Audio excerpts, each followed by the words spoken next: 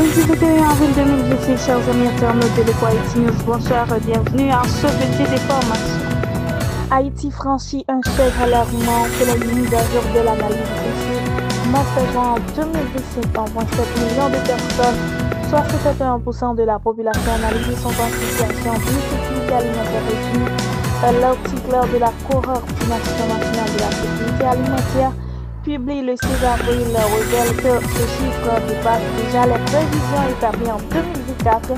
Parmi ces personnes, 2,1 millions se trouvent en situation d'urgence et 8 400 situations de catastrophe. Ces données préoccupantes surviennent dans un contexte de violence accrue, de déplacement massif, avec 1,4 million de personnes déplacées internes et d'une inflation galopante atteignant 30%.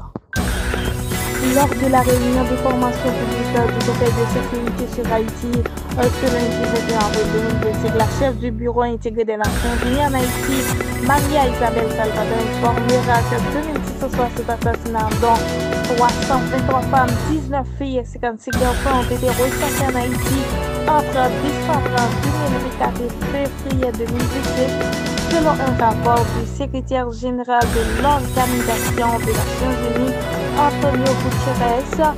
Selon le rapport du secrétaire général, le dispositif de suivi, d'analyse et de communication de l'information de l'ONU sur les violences sexuelles a enregistré 347 incidents touchant 379 survivants, 315 femmes, 63 filles et un homme entre octobre 2024 et février. Madame Salvador réitéra la propre préoccupation du secrétaire général de l'ONU suite à la prise de contrôle de Port-au-Prince par les guerres de la montée des violences dans le pays. La coordination nationale des secours montre que à travers une lettre adressée au ministre de la Santé publique et de la population face à une flambée de cas de choléra et de gaz dans plusieurs camps déplacés et identifiés dans le département de l'Ouest. L'organisation tire la sonnette d'alarme et adresse une lettre ouverte au ministre de la Santé publique. Dr Sinal Bertrand a exigé une réponse rapide et structurée à cette crise sanitaire silencieuse qui gagne du terrain. Selon les observations de cette structure dans la partie politique, plusieurs cas incluant des centaines de familles déplacées vivent dans des conditions d'extrême insalubrité, manque de potable, absence d'assainissement, promiscuité alarmante.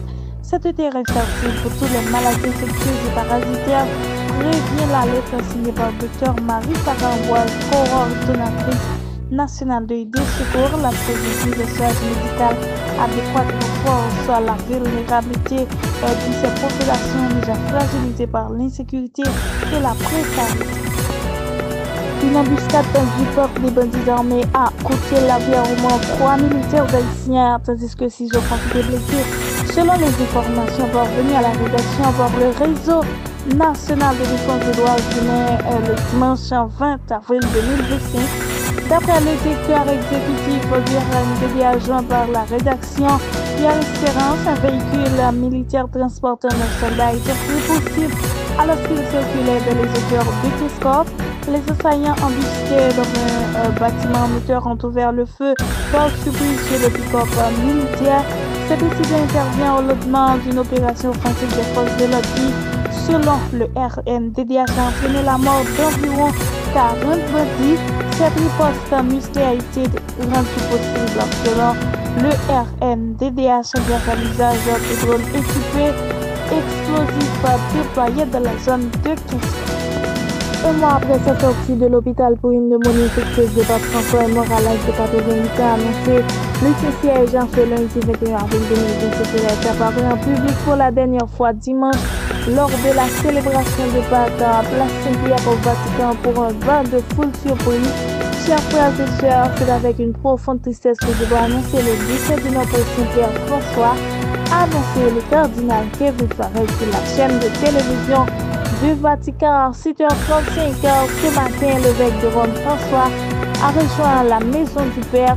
Le pape François avait quitté l'hôpital Gemelli de Rome le 23 mars après une convalescence de 5 semaines en raison d'une double pneumonie.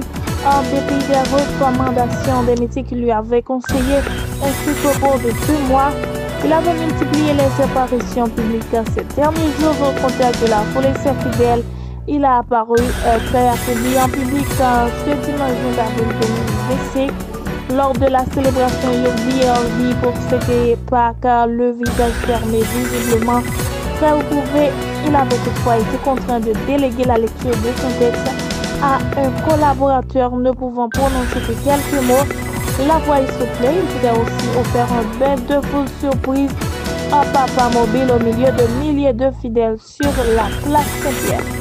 Chers amis internautes de l'Equality News, ce sont ces points et tant d'autres qui dominent l'actualité. Rendez-vous pour un prochain bulletin. Merci de l'avoir suivi.